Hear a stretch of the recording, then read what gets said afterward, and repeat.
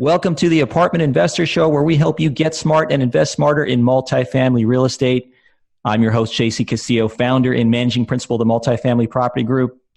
And joining me as always, you know him, Mr. Paul Peebles, national underwriter for Old Capital Lending. Paulie, how are you doing today? JC, I'm doing great. How are you? I am doing fantastic. Well, you know, Paulie, the other day, I was reading through my email inbox, and this email just jumped out of the pages and it spoke to me, and it was really timely. And I had to pick up the phone and call our buddy here right away and say, look, we've got to get you on a show, and we have to talk about everything that you just wrote in this email because it is very important. So for all you listeners out there, anybody especially that's doing syndications, that's raising money and putting these apartment deals together, today we're going to talk to you. And we are going to talk about the top 5 things that you must remember when you're raising money for a syndication. And these things, I can't express how important they are. As Paulie likes to say, we want to keep all you people out of jail. So today you need to tune in for that reason alone, because I'm sure all of you probably don't want to end up in jail. So we've got a really fabulous guest. Paulie, why don't we let you introduce our guest today? So I've known Mauricio for probably a number of years. I think I first met him at a real estate guys seminar back about 4 or 5 years ago. He was up on stage, and I really enjoyed what he was talking about. It kind of struck a chord with me of trying to keep people out of jail and trying to get people to do the right things about raising money. So, he is an attorney. He specializes in private placement memorandums, but he's really a friend of yours. At least he should be a friend of yours. And he's a guy that is very knowledgeable about putting together equity into these transactions. And so, I will bring 75 to 80% of the money. And so I should be your best friend. But getting the equity in, that's really the challenge for some of these investing groups. And so our friend in the podcast today is Mauricio. So Mauricio, thanks for joining us. We appreciate that, and thanks for spending some time and trying to keep us out of jail. So thanks. No, hey, thanks for having me. Really appreciate it. Honored to be invited by you guys, and looking forward to adding some value. Absolutely, Mauricio. Well, let's get right down to it. People out there want to know, how are they going to stay out of jail? So tell us a little bit about sort of these 5 ways that you wrote about and that you're speaking about, and why they're so important for these syndication people to pay attention to. Yeah, so this is, I'm actually starting to call this an epidemic, and it has to do with when people are raising capital, raising money, getting that 20%, because your buddy Paul over here is going to get you the other 80. When you bring in investors, it's very what's the word I'm looking for? It's very tempting to bring co-sponsors in to just raise money for you. We affectionately call them money raisers, and back in the day, and when I joke back in the day, this is like 2 or 3 years ago, I was seeing syndications where you had 1 or 2 people involved in the syndication, maybe 3 if you had somebody that was boots on the ground. But these days I'm seeing 5, 6, 7, 10 syndicators per deal. And the only reason you have that many is because they're brought in to specifically raise the money. And people are doing it without realizing that they're violating sort of the number 1 rule, which is you cannot pay somebody to raise money for you unless they are a licensed broker-dealer.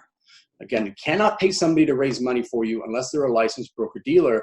And I found that most people don't know this. It's not like they're purposefully bending the rules or breaking the rules. They just don't know, because I will flat out ask them in our calls, hey, what is this person doing? Or why are they getting 10% or 20% of the GP? And they'll just tell me they're bringing in the money. And I tell them they can't do that unless they're licensed. So that's kind of the number 1 big thing, that you've got to realize, that you cannot compensate somebody for raising money unless they're a licensed broker-dealer. Well, that's really important. And, I think, Mauricio, you hit the nail on the head, especially when I read your email and you talked about the idea that, everything is hunky-dory until there's a hitch in the economy. And when people start losing money, that's when these things really come to bear. And so I think what's really key here is people have to understand that if you're not playing by the Securities and Exchange rules and the guidelines that are set in place, if something happens to the economy and if something happens to your deal, there will be a time when they will come after you and ask questions. And if you don't have your ducks in a row, it's going to be a big problem. So I think it's really good timing that we're having this discussion. So let's talk about it. What's a second way that people should be concerned about? Well, once you realize, number one, the second thing you have to realize is the minute you pay somebody what's called transaction-based compensation, and I'll get to that in a second, but when you pay somebody transaction-based compensation, you are done. End of story, end of conversation, full stop, whatever you want to call it. That is a hallmark sign of being a broker-dealer. And transaction-based compensation simply means you're getting paid based on the amount of money you're bringing in. It can be a straight commission, like, hey, I'll pay you 3% or 5%. And by the way, you've got to realize we're not talking just cash, right? Compensation is compensation. So it could be shares in the company, which it typically is. So just because you're giving somebody shares of your GP, as we like to say, that doesn't mean that you're not compensating them. You just happen to compensate them in the form of GPs as opposed to cash, but it's compensation nonetheless. So what I see people saying, look, if you bring in X amount of money, I'm going to give you X percent of the GP. But if you bring in more, I'm going to give you more percentage of the GP. That's classic transaction-based compensation. And you are absolutely becoming, basically you are acting like a broker-dealer without a license. And by the way, JC, that causes two problems. On the person raising the money, which to be honest with you, I don't care as much because I usually represent the syndicator, but that person is obviously acting without a license. And just like you can't practice medicine without a license or be a lawyer without a license or be a real estate broker without a license, you can't do broker-dealer. And so the penalty there is typically disgorgement. You've got to return the commissions and, what have you. That's kind of half of it. But what I'm really concerned about as the syndicator is you're not disclosing that to your investors, right? You're not disclosing the fact that you're paying somebody a commission or you're paying somebody transaction-based compensation to this individual, and therefore you are engaged in an illegal offering because that was something that you absolutely should be disclosing. Let's talk about that a little bit because, all boats have risen recently in the last, say, 7 or 8 years, and everybody's who's been in multifamily has made money. And let's just go to the darker place. Let's say a year from now, 2 years from now, the economy is not so good. Rents do not continue to go up on that magical staircase to the sky. And that you need to start putting money back into these properties, and you may need to have capital calls made to your limited partners. And it only takes is one limited partner in there to have a conversation with somebody that put money into the deal that was maybe compensated. And so I just remember back in the early 2000s when the internet stocks busted and then everybody said, well, you put money into, they sued a bunch of the broker dealers, said you put my hard-earned money into these speculative transactions and I'm going to sue you in the deal. I see a lot of these attorneys coming up here when we have a soft economy saying, hey, listen, I will work for free for compensation in the future. So I think it's very important to set the platform correctly and not find yourself 2 years from now or 18 months from now or even 5 years from now having a problem. But let's talk a little bit about who is the whistleblower in this deal? Who is it the securities firm, security groups for the individual states? Are they the ones that are going to be responsible? Or is it the SEC that's going to come in and start challenging these deals? Who's responsible for making sure? Yeah, great question. So look, as long as everything's going great, you have that golden deal defense, everybody's happy, nobody's going to complain, everything's fine. But the minute, as you said, things start to go, they don't even have to go south. Like as you mentioned, as soon as rents don't increase at this pace that they're underwritten at and things, the bottom line is somebody is going to complain. That's the point where you get into trouble. Is an investor isn't happy. Doesn't mean they're even losing money. They may just be not getting the returns that they expected. But what happens is they pick up the phone and they place a call either to the SEC or their state regulator. Now, I would expect it to be the state regulator. So the SEC, they're kind of understaffed. They're looking for Bernie Madoffs. I'm not saying the SEC wouldn't get involved, but it's most likely going to be the state. So whatever state you live in, they're going to pick up the phone, they're going to make a complaint, and that's going to open up what's called an audit. And they're going to open up a file and they're going to contact the sponsors and they're going to ask for all the documentation and they're going to start asking for names of your investors and they're going to start interviewing the investors and they're going to get to the bottom of this. And anything that they can find that you did illegally is going to come back to haunt you, whether it's raising money raisers or maybe it's advertising, the social media thing, which is a different topic. But that's when all of this thing is going to come to fruition. And, and trust me, the investor is not going to be on your side at this point, right? Even though, oh, they're all friends of mine. But look, they've lost money. When they ask you, hey, how did you find out about this person? They're going to be like, hey, it was Johnny who recommended me, and that's how I found this deal. And they're going to be able to track it down. And from a state regulator standpoint, or even the SEC, they're going to then nail you for a failure to disclose and making an illegal broker-dealer payment.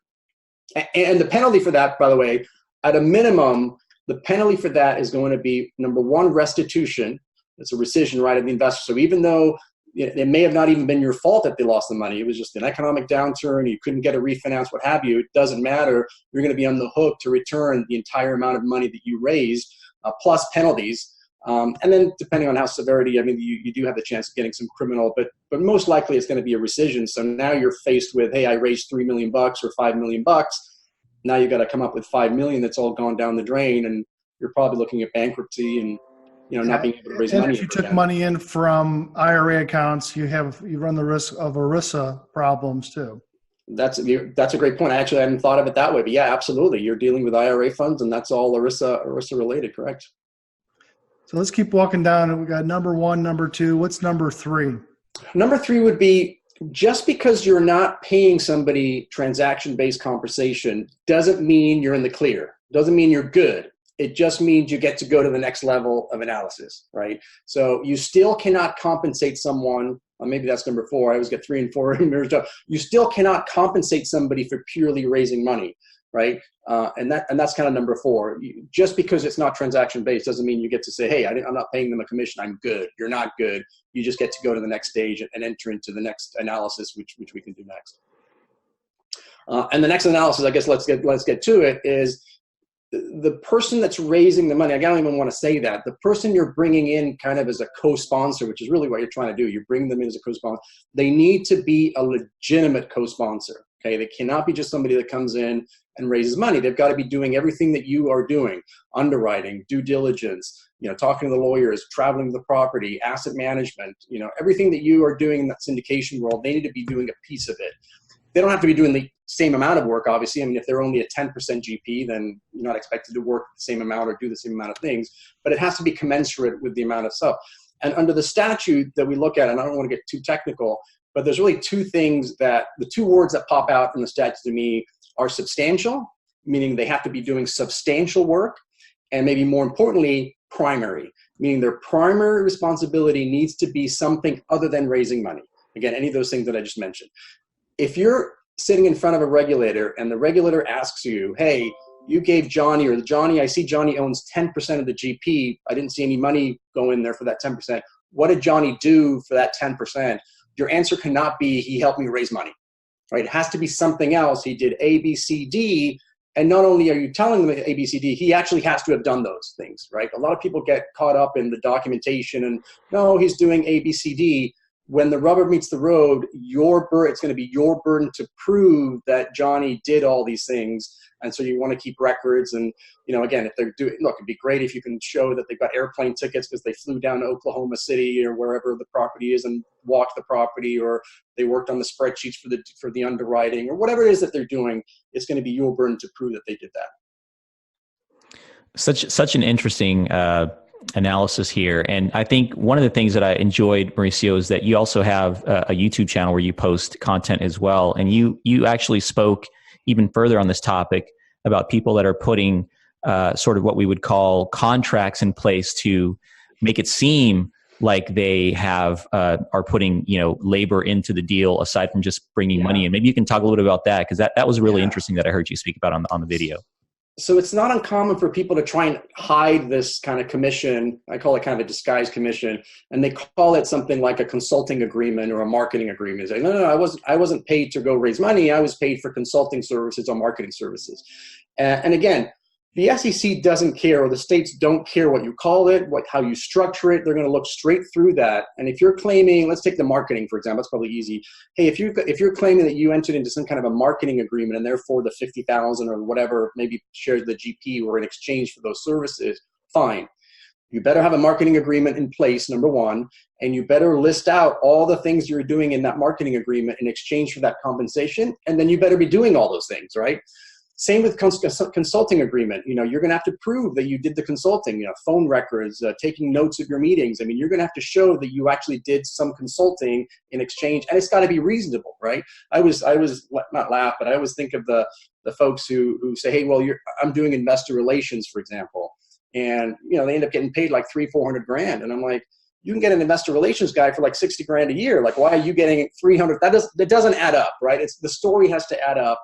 And, you know, if it's look, I've come across legitimate marketing companies that will, for a flat fee of 12, 15 grand, they will do all this work. They'll put together the business plan. They'll work your social media. And they get paid 15 grand whether you raise a dime or not. It's the other thing where people are blatantly violating the law, and then they're trying to somehow stick their facts within the law, and they say, well, how can I couch this so it fits into this rule? And I think that's where you have the problem, because they're just basically trying to get around the rules, and they're trying to come up with facts to justify what they're doing, when ultimately what they're doing is raising money. So it sounds like what you're basically saying is, hey, if 2 people or 3 people or 4 people are going to come together to actually do a syndication, then they really need to have a legitimate role in the deal. If we you know, we talked about the 5 things to watch out for to keep yourself out of jail, but on the flip side, what you really want to do is you want to form a real partnership, a true partnership where everybody is pulling their weight and doing real stuff for a syndication. And that's really the way to go with these types of things, right? Yeah. And it's all, you know, unfortunately, it's all what we call facts and circumstances, right? There's no black and white answer. And so you're kind of looking at all the facts that are in your favor. But look, this will be a good example on real quick here. I'll give me 20 seconds here.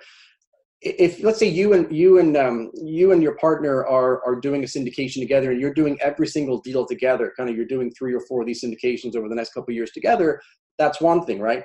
But if you've got one money raiser who's doing 7 different sponsors, and they go to one sponsorship team and they raise money, and they go to another one, they end up with 7 different sponsorships. That's a different set of facts, right? And that's not something that's going to look good when, you know, they're coming in just for one deal. They just happen to raise most of the money, and then they're on to the next syndication group and raising money for somebody else. And so these are all facts and circumstances, which is really why you want to be working with an attorney who understands this and can kind of weigh those positive and negative facts, and then come to determination whether what they're doing really is sufficient enough to be considered a genuine and a legitimate co-sponsor in your deal.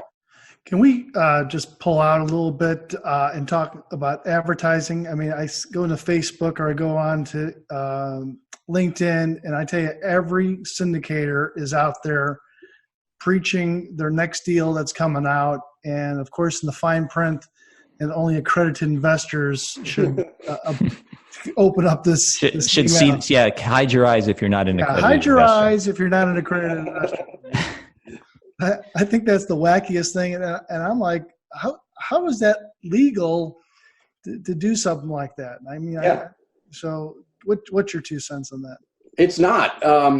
Assuming it all depends on what exemption you're relying on. Obviously, we didn't get a chance to get into that. But if your exemption prohibits advertising, most of the syndicators out here are doing what we call a 506B as in boy, and that prohibits advertising. And social media is an advertising platform. So is your website, by the way. Your website's being blasted to the world unless it's password protected. So if you're doing a 506B, you cannot really use social media. And this has also become kind of my second epidemic. So it's right behind raising money for others, it's advertising on social media. I actually ended up putting a social media video series on this because it was another thing. But I basically put it into buckets, and I said, look, you clearly cannot advertise your deal. And I think most people understand that. But what most people don't understand is that the definition of an offer and advertising is really broad, and it includes what's called conditioning the market. So anytime you're on Facebook drumming up excitement about your deal, even if you're not talking about it specifically, just getting excited, talking about your past returns or how awesome this building is, even though you're not talking about the offering, that's going to be considered, or potentially, and I think those will be considered advertising, and you would be in violation of your 506B exemption, which means you can't rely on that exemption anymore. So you better find a new exemption, and if you can't, you've done an illegal offering because you haven't registered your syndication. So the way my brain works is I like to compartmentalize it. And so what I did in this video thing I did is I said, look, these are clearly the things you can do. Here are clearly the things you cannot do. And then the middle is always the gray area, in terms of kind of like maybe, maybe not. But the gist of it, or the sort of my conclusion in all this is I would stay away from social media. other than pure educational value add stuff, right? I mean, if you want to go on there and put a report together as to, why real estate is the greatest wealth vehicle in the history of mankind, and in exchange for that report that has nothing to do with your stuff, you get an email address, an email contact from that, great. If you want to talk about why, Dallas, Texas is the greatest market to go into, and you do a report on that, that's great. But keep in mind, next step, you can't go out and then solicit those investors right away. You have to establish what's called a substantive pre-existing relationship with them. And that's another 7 steps that maybe some of the time we can go through, but there's a step-by-step process that you need to follow to go from a complete stranger that you've obtained them from social media legally all the way to establishing a substantive relationship with them, at which point you can offer them a future deal, because you have to have a pre-existing substantive relationship, and that means pre-existing the offering. So what I like about Mauricio is because he's an attorney, he can help you.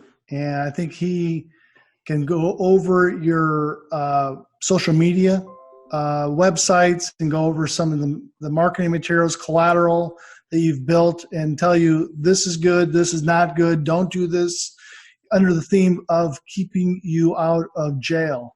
So I know that's one of the services that you do. So I know that a lot of people are very appreciative about how you step up, and you definitely help some of these general partners, and especially helping up with the limited partners about, over disclosing always helps, and it doesn't get people into jail.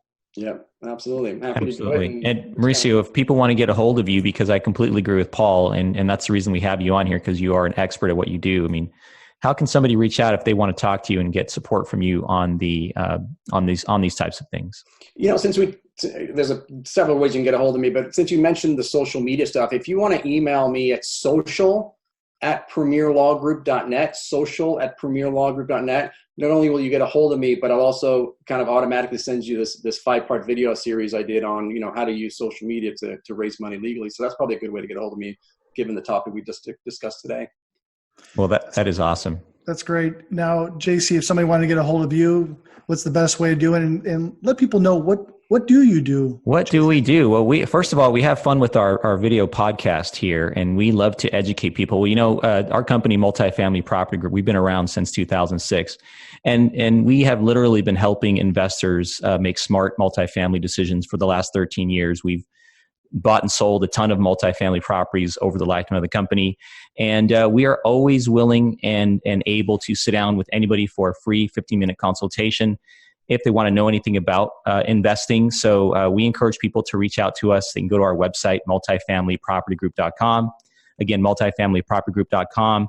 They can go to the Contact Us page, and they can click on consultation, and we would be happy to have a consultation. That's great. And so if you want to see Mauricio more, I think we'll have him on in a future podcast. But if you can't wait, come to Texas. Come to the Old Capitol Multifamily Conference, October 24th and 25th. We're fortunate that Mauricio made some time in his schedule to come to Texas to spend some time with you. So make sure that you get him on your calendar to pull him away just for a few minutes to build a relationship with Mauricio, because if you're thinking about raising money, you want to do it the right way, and you need some help. If this is not what you do, you're an engineer, you do something else, but this is not what you do. You want to learn from the experts and keep yourself out of jail. So go to the oldcapitalpodcast.com, and reserve your opportunity to come to Texas and see us October 24th and 25th. So we appreciate that. Mauricio, thanks for coming in the podcast. We appreciate that. JC, always a pleasure. I'm Paul Peebles. Have a great day. Take care.